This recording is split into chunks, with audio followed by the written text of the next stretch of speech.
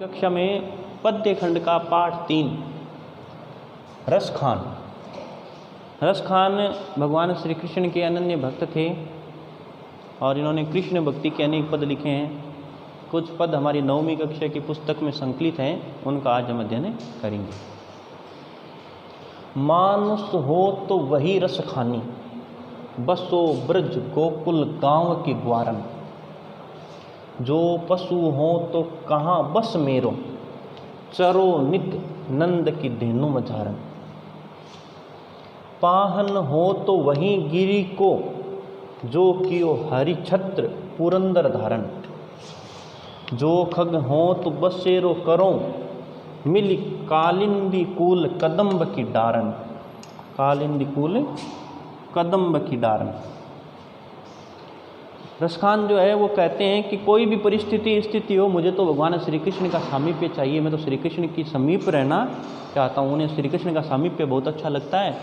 तो रसखान कहते हैं मानुष मनुष्य, मानुष का अर्थ होता है मनुष्य, मानुष शब्द का अर्थ है मानव मनुष्य।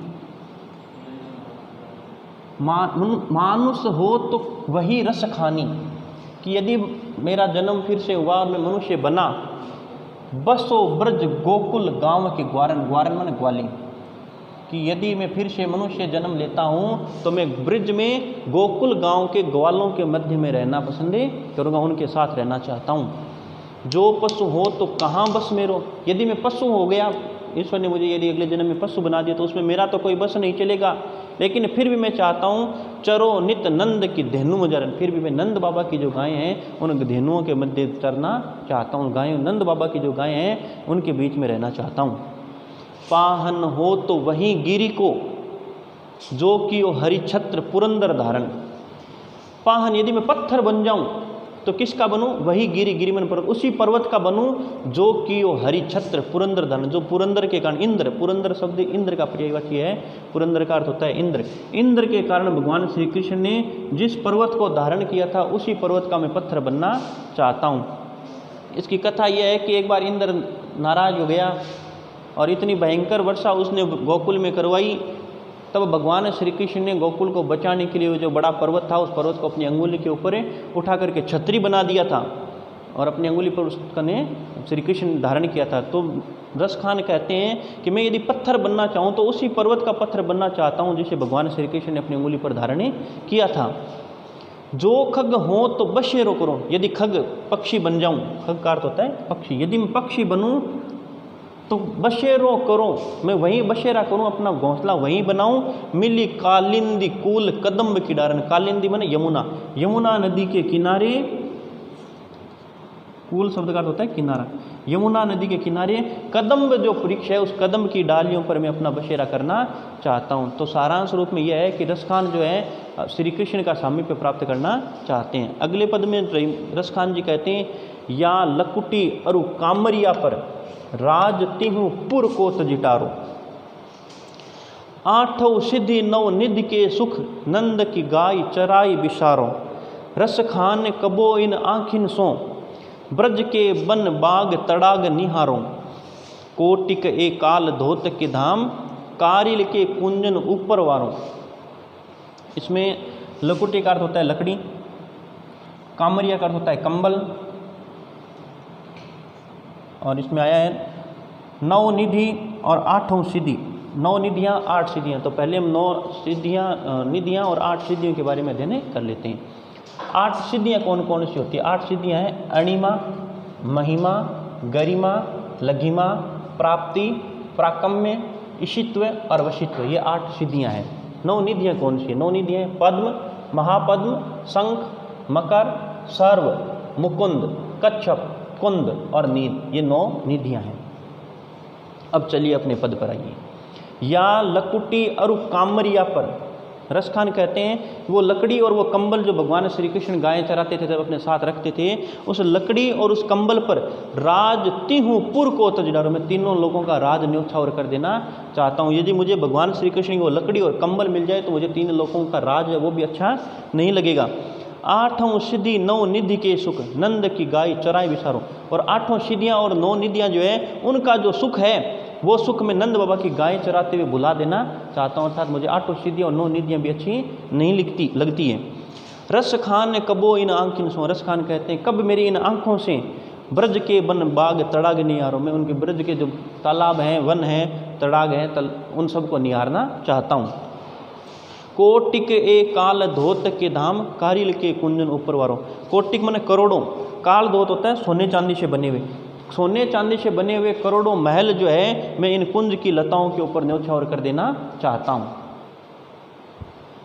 रस खान अपने पद में वर्णन करते हुए कहते हैं, मोर पखा सिर ऊपर राखियों, गुंज की माल गरे पहिरोंगी, ओढ़ पितंबर ले लकुटी बन, गोधन द्वारिन संग फिरोंगी।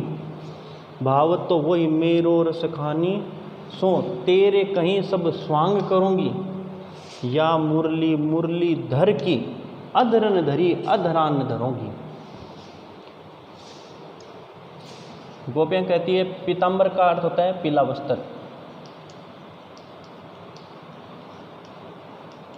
भगवान श्री कृष्ण जो थे वो पीला वस्त्र धारण करते थे। तो गोपियाँ कहती है कि जैसा आप कहोगे हम वैसा ही स्वांग धारण करेंगी।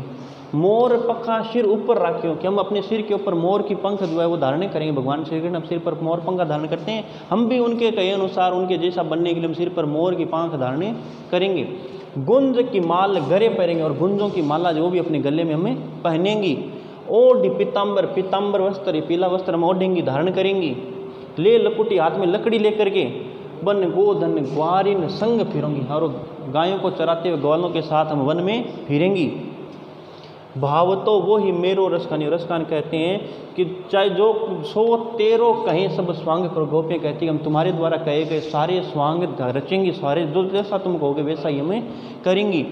या मुरली मुरलीधर की, मुरलीधर है श्री कृष्ण, ये जो भगवान श्री कृष्ण की मुरली जो है, बांसुरी जो है, अधरन धरी, जिसे भगवान श्री कृष्ण ने अपने अधरों पर होठों पर धारण किया है, अधरान धरूंगी, उसे हम अपने होठों पर धारण नहीं करेंगे। गोपियाँ कहते हैं कि हम भगवान श्री कृष्ण के जैसा बनने के सारे यत्न करेंगी, लेकिन भगवान श्री कृष्ण की वो बांसुरी जिसे भगवान श्री कृष्ण ने अपने होठों पर धारण किया, उसे हम अपने होठों पर धारण नहीं करेंगे।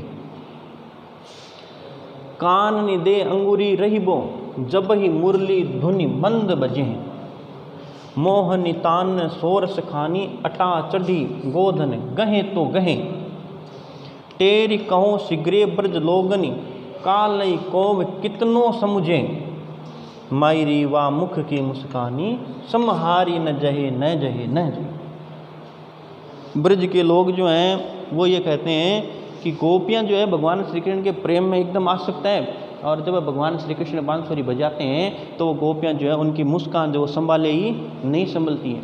तब गोपियाँ कहती है कि जब भगवान श्री कृष्ण बांसुरी बजाएंगे, कान न दे अंगुरी रहिबो, तब हम अपने कानों में अंगुली दे करके रह जाएंगे। जब ही मुरली धुनि मंद बजे, जब मुरली की मधुर धुन बजेगी तो हम अपने कानों में अंगुलियाँ दे लेंगे, अर्थात उस धुन को नहीं सुनेंगे। मोहनी तान सोरस खानी, और भगवान श्री कृष्ण द्वारा बजाई जाने वाली उस बंसरी से, बांसुरी जो है उससे जो मधुर तान निकलेगी, मधुर ध्वनि निकलेगी। अटा चढ़ी गोधन, अटा मन अट्टालिका, ऊंचा स्थान, उस अट्टालिका पर चाहे गोधन मन गाय चढ़ जाए, गहे तो और चली भी जाए तो भी हमें कोई फर्क नहीं पड़ेगा, कि चाहे उस धुन से गायें जो हैं वो अट्टालिका पर चढ़ जाए, वो मग्न हो जाएं, लेकिन हम जो है भगवान श्री कृष्ण की बांसुरी सुन करके मग्न नहीं होंगी। तेरी कहूँ सिगरे ब्रज लोगन, काल नहीं को कितनों समझे, और चाहे ब्रज के लोग चाहे हमारे बारे में कोई कुछ भी कहें, मायरी व मुख की मुस्कानी, संभारी न जय न जय न जय। और भगवान श्री कृष्ण के द्वारा जब बांसुरी बजाई जाती है तो गोपियों की जो मुस्कान है वो संभाली नहीं जाती है, नहीं जाती है, नहीं जाती है। अर्थात गोपियाँ श्री कृष्ण पर इतना प्रेम करती है श्री कृष्ण से कि जब उनकी बांसुरी बजती है तो वो उन पर एकदम से आसक्त होकर के मंद मंद मुस्कुराने लग जाती है।